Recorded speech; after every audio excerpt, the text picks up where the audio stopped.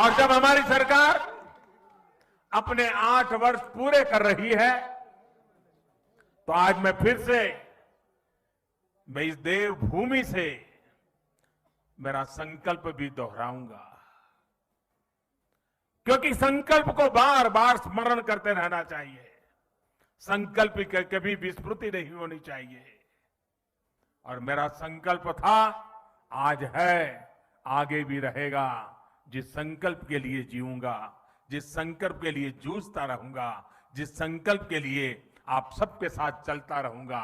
और इसलिए मेरा ये संकल्प है, भारतवासी के सम्मान के लिए, हर भारतवासी की सुरक्षा, उस हर भारतवासी की समृद्धि कैसे बढ़े, भारतवासी की सुख शांति की जिंदगी कैसे मिले, उसी एक भाव से गरीब, दलित हो, पीड़ित हो, शोषित हो, वंचित हो, दूर सुदूर जंगलों में रहने वाले लोग हो, पहाड़ी की चोटियों पर रहने वाले, छूटपुट रहने वाले का 2 परिवार हो, हर किसी का कल्याण करने के लिए जितना ज्यादा काम कर सकता हूं उसको करता रहूं। इसी भाव को लेकर के मैं आज फिर से एक बार इस देवभूमि से अपने आप को संकल्पित करता हूं।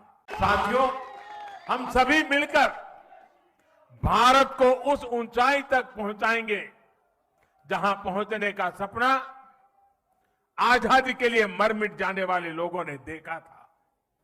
आजादी के इस अमृत महोत्सव में भारत के बहुत उज्जवल भविष्य के विश्वास के साथ भारत की युवा शक्ति, भारत की नारी शक्ति, उस पर पूरा भरोसा रखते हुए मैं आज आपके बीच आया हूं। साथियों, जीवन में जब हम बड़े लक्ष्यों की तरफ आगे बढ़ते हैं तो कई बार यह देखना भी जरूरी होता है कि हम चले कहां से थे, शुरुआत कहां से थी की। और जब उसको याद करते हैं तभी तो हिसाब किताब का पता चलता है कि कहां से निकले और कहां पहुंचे, हमारी गति कैसी रही, हमारी प्रगति कैसी रही, हमारी उपलब्धियां कैसी रही। हम अगर 2014 से पहले के दिनों को याद करें, उन दिनों को भूलना मत साथियों, तब जाकर के ही आज के दिवसों का मूल्य समझ आएगा। आज की परिस्थितियों को देखें, पता चलेगा। साथियों, देश ने बहुत लंबा सफर तय किया है। 2014 से पहले अखबार की सुर्खियों भरी रहती थी, हेडलाइन बनी रहती थी, टीवी के पर चर्चा होती रहती थी। बात क्या होती थी? बात होती थी लूट और खसोट की बात होती थी, बात होती थी भ्रष्टाचार की, बात होती थी घोटालों की, बात होती थी भाई भतीजेवाद की, बात होती थी अफसरशाही की, बात होती थी अटकी लटकी फटकी योजनाओं की। लेकिन वक्त बदल चुका। आज चर्चा होती है सरकारी योजनाओं से मिलने वाले लाभ की। सिरसा से कोई समा देवी, सिरमौर से हमारी कोई समा देवी कह देती है कि मुझे ये लाभ मिल गया। आखिरी घर तक पहुंचने का प्रयास होता है। गरीबों के हक का पैसा सीधा उनके खाते में पहुंचने की बात होती है।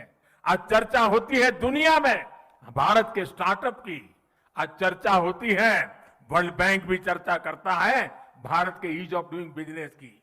आज हिंदुस्तान के निर्दोष नागरिक चर्चा करती है अपराधियों पर नकेल कसने की हमारी ताकत की, भ्रष्टाचार के खिलाफ जीरो टॉलरेंस के साथ आगे बढ़ने की।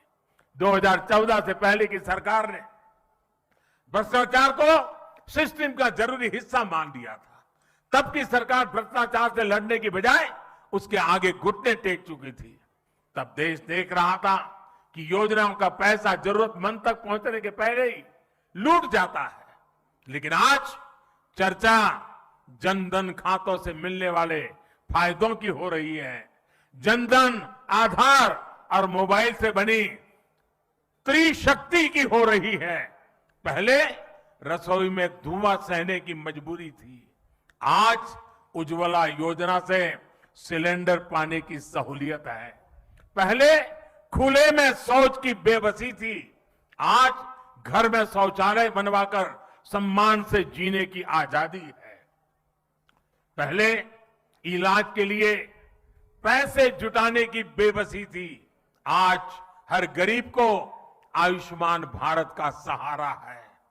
पहले ट्रिपल तलाक का डर था, अब अपने अधिकारों की लड़ाई लड़ने का हौसला है।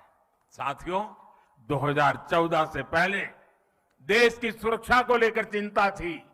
आज सर्जिकल स्ट्राइक, एयर स्ट्राइक का गर्व है।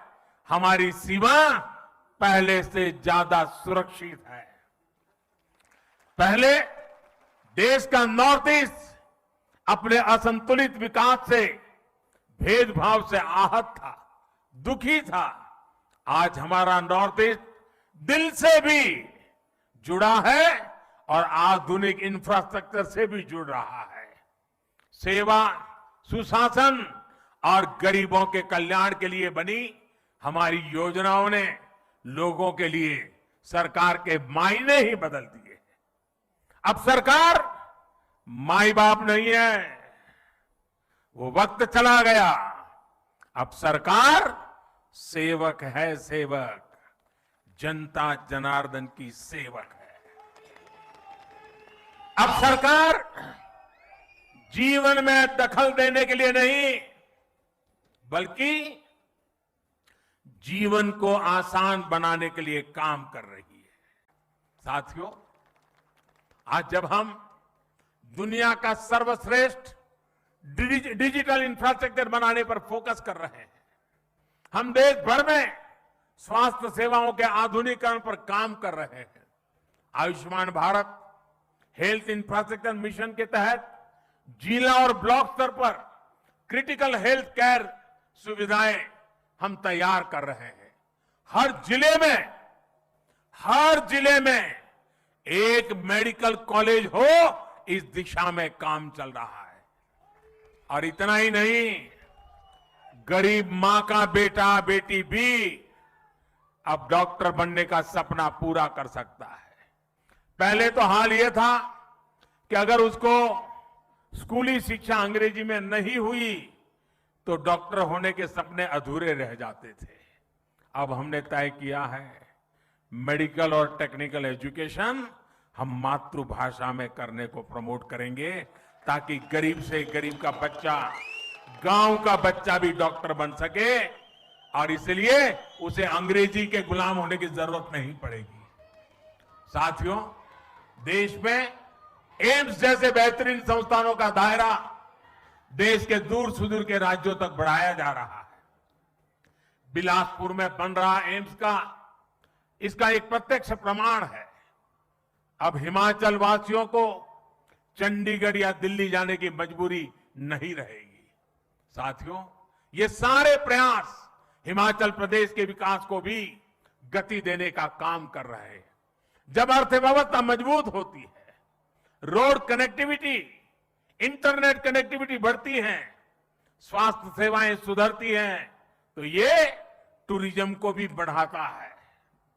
भारत अपने यहां जिस तरह ड्रोन की मैन्युफैक्चरिंग बढ़ा रहा है, ड्रोन का इस्तेमाल बढ़ा रहा है, उससे हमारे दूर दराज के जो क्षेत्र है, हिंदुस्तान के दूर दराज जो भी इलाके हैं, चाहे पहाड़ी हो, जंगल के इलाके हो, जैसे हिमाचल के दूर दराज के इलाके हैं, वहां पर इस ड्रोन सेवाओं का बहुत बड़ा लाभ मिलने वाला है।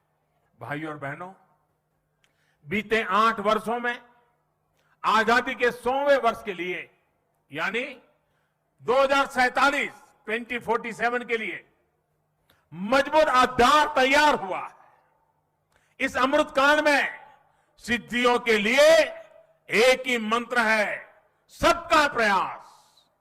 सब जुड़े, सब जुटे और सब बढ़े, इसी भाव के साथ हमें काम करना है।